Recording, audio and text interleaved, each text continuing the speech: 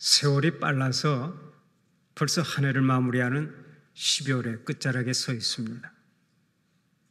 이제 이틀만 지나면 2024년도를 영원히 과거 속에 묻어두고 2025년 새해를 맞이해야 합니다. 묵은 해를 뒤로하고 새해를 맞이한다고 하는 것은 누구를 막론하고 나이를 한 살씩 더 먹는다는 얘기고, 죽음의 문을 향해 한 걸음 더 성큼 다가섰다는 뜻이기도 합니다. 그만큼 짧아진 인생을 살아야 하는 것이죠. 나는 한 30년쯤 더 살겠구나 하고 생각했던 사람은 이제 29년 남았습니다. 아멘을 안 해도 관계없습니다. 나는 한 10년쯤 더 살겠구나 하고 생각했던 사람은 이제 9년밖에 남지 않았습니다. 그러고 보면 인생이 별것 아닙니다.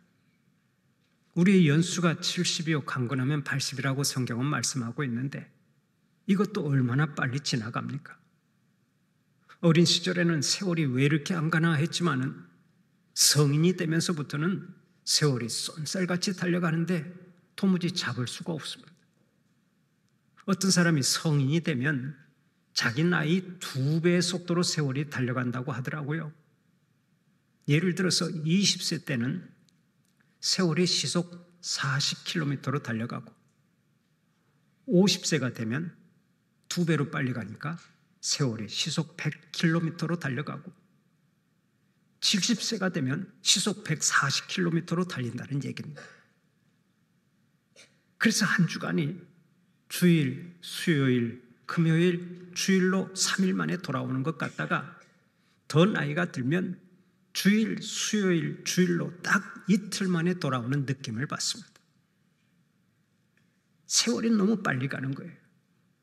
이렇게 세월이 쏜살같이 흘러가면 덩달아 따라오는 것이 뭐가 있습니까? 주름살과 흰머리와 쇠퇴하는 것이 따라옵니다. 이것은 아무도 막을 수가 없습니다.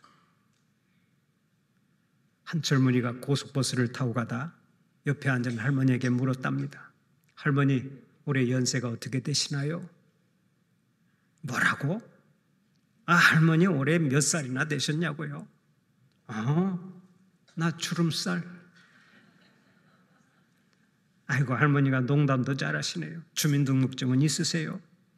주민등록증은 없고 골다공증하고 건망증은 있어. 이렇게 재밌게 말을 잘하세요. 그럼 건강은 어떠세요? 건강도 유통기한이 벌써 지나갔어. 재밌는 이야기를 나눴다는 일화가 있습니다. 운동을 아무리 열심히 하고 좋은 음식을 아무리 많이 먹어도 나이가 들면 쇠퇴하기 마련이죠. 흰머리가 늘어나고 쇠퇴하는 것을 막을 사람이 없습니다. 그러다가 하나님께서 부르시면 이제 우리는 하나님 앞에 가서 인생 결산을 해야 합니다. 해마다 연말이면 가정이나 교회나 국가가 연말 결산을 합니다. 예산은 달성했는지, 손익계산은 어떤지, 한 일과 못다한 일은 무엇인지, 잘한 일과 못한 일은 어떤 것이 있는지를 놓고 하나하나 결산을 합니다. 바로 이것처럼 우리 인생도 하나님 앞에서 인생을 결산할 날이 있는 것입니다. 이 세상에서 어떻게 살았는지, 이 땅에서 무엇을 남겼는지, 한 생을 살아가면서 사명 잘 감당했는지를 놓고 하나님 앞에서 낱낱이 결산할 때가 있습니다. 그 결산은 곧 하나님 앞에서 심판받는다는 것을 의미하지요. 불신자도 심판을 받고 예수 믿는 사람들도 심판을 받습니다. 그런데 불신자와 신자는 심판의 성격이 완전히 다릅니다. 불신자는 죄의 심판을 받습니다. 형벌을 받기 위해서 심판을 받는 것입니다. 그러나 예수를 믿는 사람들은 형벌을 받기 위한 심판을 받지 않습니다. 그러면 어떤 심판을 받습니까? 신자들은 상급 심판을 받습니다. 성경이 그것을 증언합니다. 이는 우리가 다 반드시 그리스도의 심판대 앞에 나타나게 되어 각각 선악간에 그 몸으로 행한 것을 따라 받으려 함이라. 보라, 내가 속히 오리니 내가 줄 상이 내게 있어 각 사람에게 그가 행한 대로 갚아주리라. 우리가 이것을 생각하면 오늘을 잘 살아야 합니다. 오늘 바르게 살고 오늘 정직하게 살아야 합니다. 오늘 하나님의 자녀답게 살고 오늘 거룩하게 살아야 합니다. 오늘 사명 잘 감당하고 오늘 하나님 앞에서 충성을 다해야 하는 것입니다. 사랑하는 우리 성도들은 하나님께서 주신 오늘이라고 하는 시간을 잘 살아서 하나님 앞에 설 때 큰 상 받는 자들이 되시기를 축원합니다. 그런 의미에서 오늘의 달란트 비유를 주목해야 합니다. 오늘 우리가 함께 봉독했던 본문은 우리에게 너무나 친숙한 달란트 비유입니다. 어떤 사람이 타국에 가면서 집에 있는 종들을 불러 5달란트, 2달란트, 1달란트를 나누어 주었습니다. 여기서 1달란트는 노동자가 20년 동안은 일해야 벌 수 있는 큰 돈입니다. 미국의 임금을 기준으로 계산하면 대략 100만 달러, 15억 정도 되는 돈이라고 말할 수 있습니다. 그러니까 종들의 입장에서는 재능을 따라 상상을 초월하는 돈을 받게 된 것입니다. 그 수년이 지난 뒤에 주인이 집으로 돌아와 결산을 해보았습니다. 그랬더니 5달란트 받았던 종은 5달란트를 다 더 남겼고 2달란트 받았던 종은 2달란트를 더 남겼습니다. 그러나 1달란트 받았던 종은 달란트를 땅에 묻어두고서 실컷 놀다가 처음에 받았던 돈 1달란트만 내놓았습니다. 그때 주인이 1달란트만 내놓은 종을 크게 책망했습니다. 너는 참으로 악하고 게으른 종이로구나. 이 무익한 종을 바깥 어두운 데로 내쫓으라. 거기서 슬피 울며 이를 갈리라. 그러나 5달란트, 2달란트를 더 남긴 종들에게는 크게 칭찬합니다. 잘하였도다 착하고 충성된 종아, 내가 적은 일에 충성하였음에 내가 많은 것을 내게 맡기리니 내 주인의 즐거움에 참여할지어다. 한 해가 저물어가는 이 시간에 우리는 지난 1년 동안 우리들의 섬김과 봉사와 사명을 얼마나 잘 감당했는지 돌아보아야 할 시점에 이르렀습니다. 착하고 충성된 종이라고 칭찬을 받은 사람들은 도대체 어떤 의식을 가지고 충성했을까?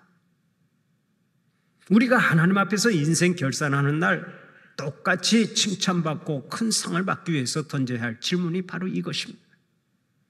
여러분, 우리가 착하고 충성된 종이라고 하는 칭찬을 받기 위해서 어떤 의식을 가지고 살아야 하겠습니까? 첫째로 청지기 의식을 가지고 살아야 합니다.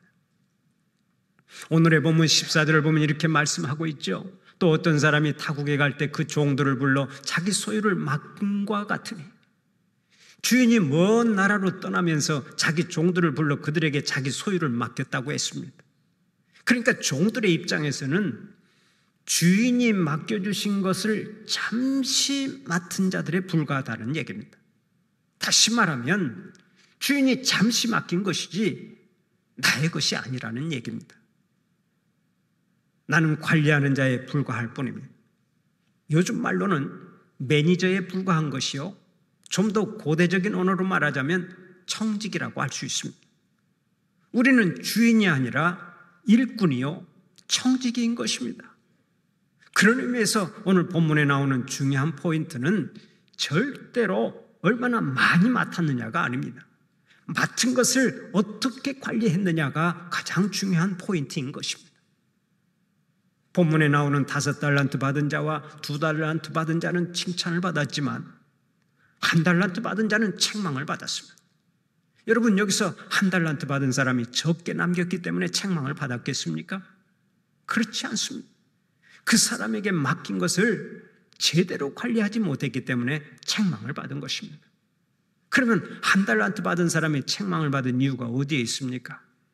오늘의 본문 19절 말씀을 통해서 그 답을 찾을 수가 있는데, 19절을 보면 이렇게 말씀합니다. 오랜 후에 그 종들의 주인이 돌아와 그들과 결산할세. 그 종들의 주인이 돌아와 그들과 결산했다고 하지요. 그런데 주인이 돌아올 때 오랜 후에 돌아왔다고 말씀합니다. 그렇다면 혹시 1달란트 받았던 사람은 이런 생각을 했을 가능성이 다분히 있습니다. 주인이 떠나간 후에 오랫동안 돌아오지 않는 걸 보니까 아마 주인은 영 돌아오지 않을지도 몰라. 그러니 뭐 열심히 일할 필요가 있겠어? 이런 생각과 함께 주인이 맡겨주신 것에 대해 전혀 책임의식을 갖지 않았을 가능성이 있습니다. 이런 추측을 뒷받침할 수 있는 근거가 사실은 본문 마태복음 25장과 앞장인 24장에 나와 있는데, 마태복음 24장과 25장은 하나의 중요한 신학적인 주제에 집중되어 있습니다. 그것을 한마디로 말하면 예수 그리스도의 재림 사건이라고 할 수 있습니다. 이미 오신 예수님이 부활 승천하신 후에 다시 오신다고 약속하셨는데, 이것을 가리켜 예수님의 재림이라고 말합니다. 우리가 아는 대로 예수님의 성탄은 첫 번째 오심이라 하여서 초림, first coming이라고 부르고, 다시 오시는 것은 두 번째 오심이라고 해서 재림, second coming이라고 부릅니다.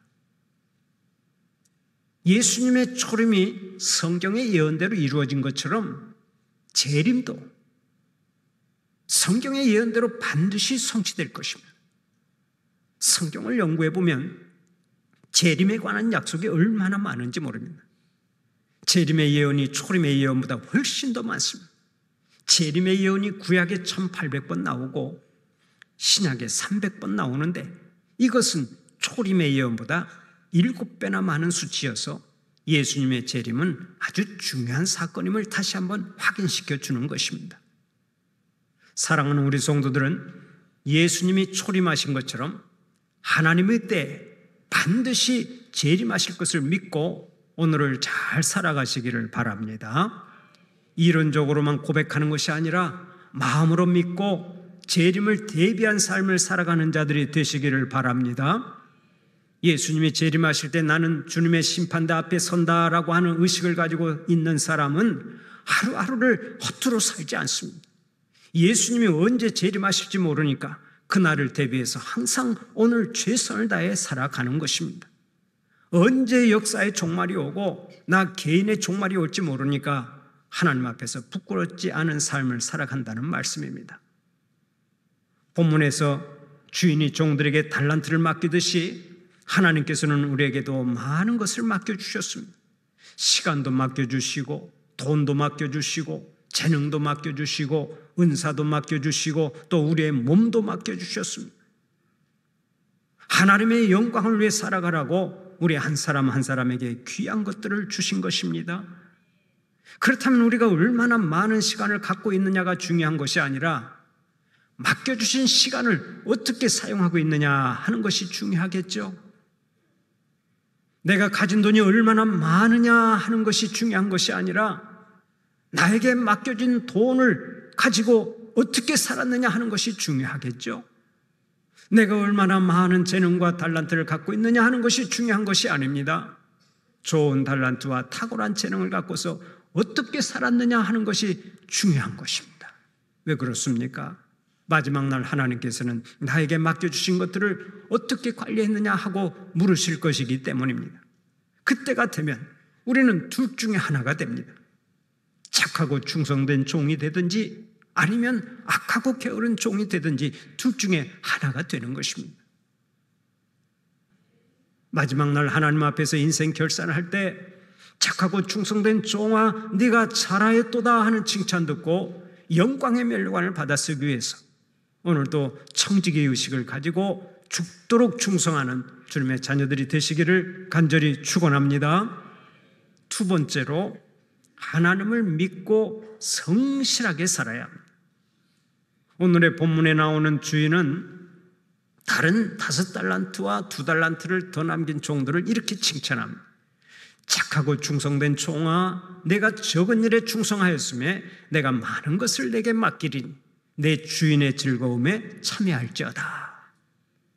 착하고 충성된 종아 내가 적은 일에 충성하였도다 하고 칭찬하고 있죠.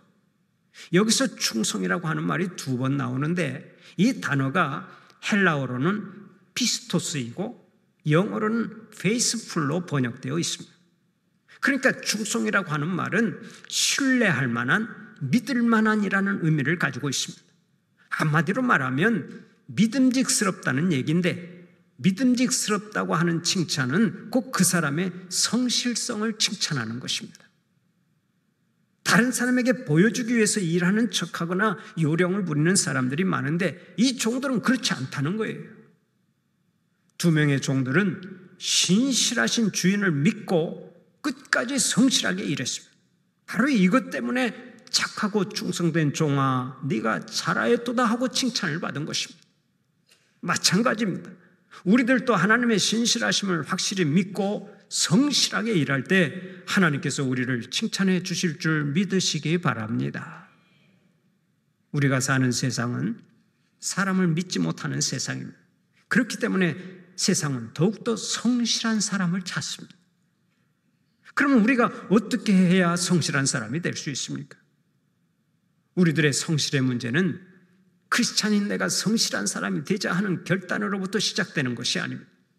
우리 성도들에게 있어서는 먼저 우리 하나님이 성실하신 하나님이라고 고백하는 데서부터 시작되는 것입니다. 온 우주 만물을 창조하시고 친히 다스리시는 하나님, 오늘 또 우리에게 한량없는 은혜를 내려주시는 성실하신 하나님이 나의 하나님이십니다 하고 고백할 때 내가 하나님을 닮아서 성실하게 살아갈 수 있는 것입니다. 신명기 32장 4절을 보면 모세가 이렇게 하나님을 찬양합니다. 그는 반석이시니 그가 하신 일이 완전하고 그의 모든 길이 정의롭고 진실하고 거짓이 없으신 하나님이시니 공의로우시고 바르시도다. 진실하시고 공의로우시고 성실하신 하나님을 찬양하고 있죠. 하나님은 성실하시다. 그 성실하신 하나님은 역사와 우주를 성실하게 다스리고 계신다. 그분 하나님께서 나에게 사명을 주셨다. 이러한 고백과 찬양이 있는 사람들이 항상 성실하게 살아가고 하나님께 귀하게 쓰임받는 것입니다. 선지자 엘리사는 본래 소를 몰면서 농사를 짓는 사람이었습니다. 아무도 알아주지 않는 시골 농부였습니다. 그러나 그는 일터에서 열심히 일하다가 하나님께 부름을 받았습니다. 베드로는 그물을 내리다가 사람 낚는 업으로 부름을 받았고, 누가복음과 사도행전을 쓴 누가 역시 사람들을 치료하는 일에 최선을 다하다가 주님의 제자로 부름받았습니다. 이렇게 하나님께 쓰임받은 사람들은 모두가 다 일터에서 부름을 받았습니다. 하나님의 위대한 종 다윗도 마찬가지입니다. 여러분, 다윗이 부름받고 왕으로 세움을 받을 때 그가 어디에 있었습니까? 다윗은 들판에 있었습니다. 다른 형제들은 사무엘이 이스라엘의 왕을 선택하러 온다는 소문을 듣고서 제일 좋은 옷을 입고 기다렸지만 다윗은 들판에서 양을 치며 자기 일에 최선을 다했습니다. 하나님은 이렇게 자기 일에 최선을 다하고 성실했던 다윗을 택하신 거예요. 제가 좋아하고 존경하는 대통령이 있습니다. 그분이 바로 미국의 대통령을 역임한 전 지미 카터 대통령입니다. 카터 대통령이 정치가로서는 인정받지 못한 대통령이었을지 모릅니다. 그러나 세월이 흐를수록 지미 카터는 더 존경받고 전 세계 사람들의 가슴속에 깊은 감동을 주고 있습니다. 여러분, 카터 대통령의 삶이 퇴임 이후에 더 빛나고 감동으로 다가오는 이유가 어디에 있는 줄 아십니까? 한 기자가 카터의 퇴임 후의 삶을 추적하면서 이런 기사를 쓴 적이 있습니다. 백악관이 목표가 아니었던 유일한 대통령이 있다면 바로 카터 대통령이라고 말하고 싶다. 여러분, 우리나라 정치하는 사람들의 최고의 목표가 무엇이겠습니까? 두말할 것도 없이 용산이겠죠. 과거에는 청와대였지만은 지금은 용산으로 바뀌었습니다. 미국도 마찬가지입니다. 백악관 입성이 최고의 목표일 것입니다. 그러나 카터 대통령에게는 백악관 입성이 목표가 아니었습니다. 백악관은 하나의 수단에 불과했습니다. 그러면 카터의 목표는 무엇이었습니까? 카터의 목표는 오직 하나님을 섬기고 사람들을 섬기는 것이었습니다. 그 섬김의 한 과정에서 백악관이라고 하는 자리가 주어졌을 따름입니다. 그러니까 백악관은 나와도 괜찮은 것입니다. 그것이 그 사람의 삶을 다르게 만들지 않습니다. 백악관을 나와서도 여전히 하나님과 사람을 섬기면 되는 것입니다. 그는 대통령직에서 물러난 뒤에 조지아로 돌아갔습니다. 그곳에 있는 자그마한 교회로 돌아가 옛날처럼 교회학교 교사를 했습니다. 또 한 달에 한 번씩 부인인 로잘린 여사와 교회 청소를 했습니다. 말이 그렇지 이게 쉬운 일이 아니죠. 아무나 흉내내지 못하는 것입니다. 그렇게 카트가 교회 청소를 하니까 그것을 구경하러 오는 사람들이 많았다고 합니다. 그런가 하면 교회 학교 교사로도 봉사했으니까 그것도 구경하러 오는 사람들이 많았는데 어떤 때는 그 교회가 교인보다 구경꾼들이 더 많았다고 합니다. 또 한 달에 한 번씩은 헤비타트라고 하는 사랑의 집짓기 운동에 동참했습니다. 집 없는 사람들에게 집을 지어주기 위해 직접 망치를 들고 일했던 것입니다. 그리고 가터 연구소에 가서 연구도 하고 국제적인 분쟁이 일어나면 어디든지 달려가 화해시키는 일에 앞장섰습니다. 그래서 국제 분쟁 지역에서는 항상 카터를 조종자로 보내달라는 요구가 높았습니다. 카터만큼은 믿을 수 있다는 것이었습니다. 북한의 김일성 주석도 죽기 전에 자기가 믿을 수 있는 유일한 사람이 카터였다고 고백한 바 있습니다. 여러분, 이렇게 카터가 존경을 받고 사람들에게 신뢰를 받았던 이유가 어디에 있습니까? 누가 뭐라 해도 그의 성실성이 해답입니다. 물론 우리가 사는 세상이 그리 녹록하지가 않습니다. 인생살이가 평탄하지만은 않습니다. 때로 생각지도 않은 환난이 찾아오고 인생의 비바람이 불어닥칠 때가 있습니다. 오늘의 대한민국처럼 나라가 혼돈과 불안에 휩싸이기도 합니다. 그러나 우리가 흔들리는 세상 한복판에서 살고 있다 할지라도 우리 주님만 바라보고 성실하게 살아갈 때 하나님께서 우리를 통해 하나님의 선하신 역사를 써내려 가시는 줄 믿으시기를 바랍니다. 얼마 전 백상예술대상 TV 부문 대상을 수상한 탤런트 김혜자 씨가 수상 소감을 밝혔는데 그 소감이 참으로 감동적이어서 소개합니다. 내 삶은 때론 불행했고 때론 행복했습니다. 삶이 한낱 꿈에 불과하다지만 그럼에도 살아서 좋았습니다. 새벽의 쨍한 공기, 꽃이 피기 전 부는 달큰한 바람, 해질 무렵 우러나는 노을의 냄새, 어느 하루 눈부시지 않은 날이 없었습니다. 지금 삶이 힘든 당신, 이 세상에 태어난 이상 당신은 이 모든 것을 매일 누릴 자격이 있습니다. 대단하지 않은 하루가 지나고 또 별거 아닌 하루가 온다 해도 인생은 살 가치가 있습니다. 후회만 가득한 과거와 불안하기만 한 미래 때문에 지금을 망치지 마세요. 오늘을 살아가세요. 눈이 부시게. 당신은 그럴 자격이 있습니다. 누군가의 엄마, 아빠였고 누이였고 형제였고 딸, 아들이었고 그리고 나였을 그대들에게. 제가 영상으로 이 수상 소감을 들었는데 눈물이 나더라고요. 좋은 날도 있고 힘들 날도 있지만 오늘도 눈이 부시게 성실하게 당당하게 살아가라고 말합니다. 우리는 그렇게 살 자격이 있고 또 그렇게 살아야 한다는 것입니다. 얼마나 감동적인 얘기입니까? 한 해가 빠르게 지나간 것처럼 우리의 인생도 빠르게 지나가고 있습니다.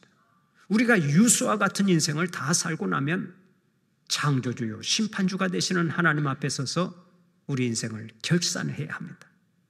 사랑하는 우리 성도들은 언제나 정직의 의식을 가지고 하루하루 성실하게 살아가면서 하나님의 뜻을 이루어드리고 마지막 날 하나님 앞에 설 때 영광의 면류관, 승리의 면류관, 의의 면류관을 받아 쓰는 믿음의 주역들이 되시기를 간절히 축원합니다.